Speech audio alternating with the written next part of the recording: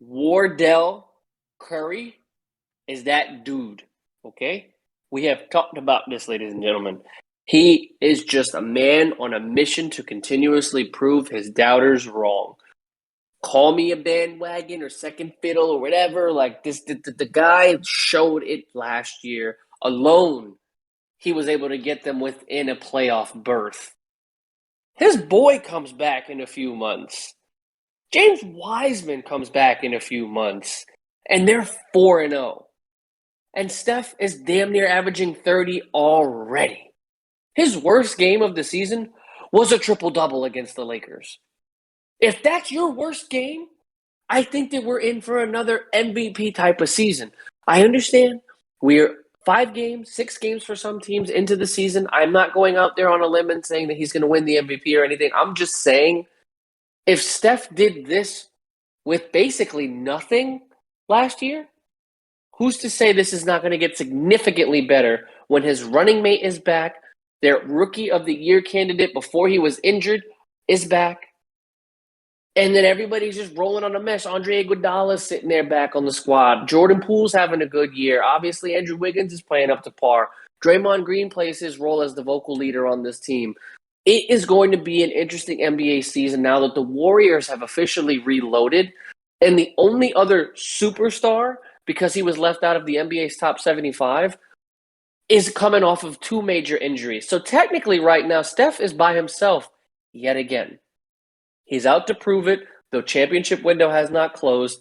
I am not shocked that they're 4-0, and I'm completely supportive that I think that they're only going to get better as the season progresses. I have to be honest, and I do want to kick it back to a segment that we had a couple days ago where I was of the mindset that the Warriors championship window was closed. I just thought that I don't know if this team would have ever risen to the level that they had with the amount of success that they had with Steph, Klay Thompson, and KD when they were really on that great stretch in the middle of the 2010s. And I have to be honest though, they've been off to a great start this year. 4-0 start. They've beaten some quality teams in the Lakers and the Clippers so far. They're being tested by the Grizzlies. That'll be a good game. That'll be a good marker, 5 games into the season. But Kevin, it's like you said, it's just Steph is just a machine. I mean, the guy is averaging 29 points a game already, and he's shooting 43% from the field. And he's shooting 40% behind the 3-point line. I imagine those numbers are going to fluctuate throughout the year, but it's really just more of the same from Steph. Really, the thing that I'm going to focus on with Golden State, though, is everybody else other than Steph.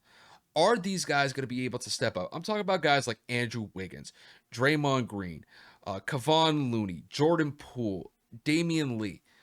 These are the guys that are going to have to be absolutely huge for this team moving forward. And I will say this.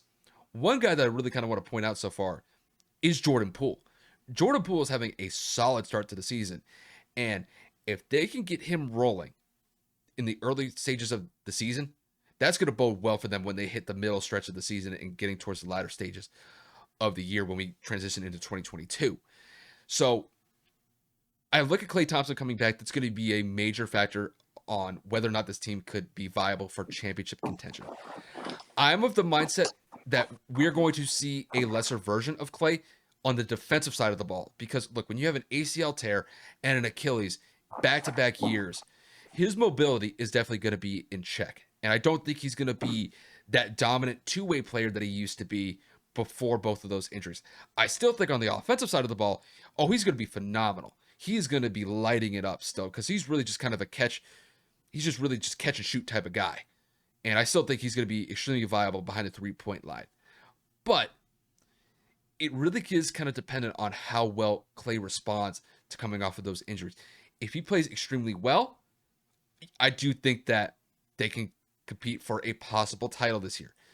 If they don't, if he doesn't return to that Klay expectation that we have for him this upcoming season or this when he comes back, I think it throws it into doubt because you're in a log jammed Western Conference with teams that are looking to make a name for themselves. Look, the Suns got to the NBA Finals last year, and I imagine they're feeling a little bit bitter about how things went down in that Milwaukee series.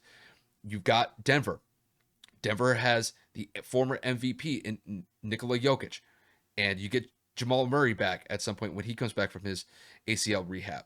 When you look at teams with the Lakers, they got bounced out of the playoffs last year early. They've had some injuries early on, and they are an older roster, but I imagine they're going to be in the mix with it as well. So, yeah, I think the Golden State could definitely work themselves into that scenario, maybe alongside like the Clippers too.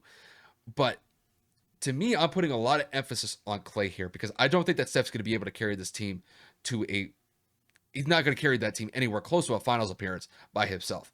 Clay is the X factor in my mind here because if Clay is cooking, oh, then yeah, you could pretty much open the doors as far as their championship contention goes.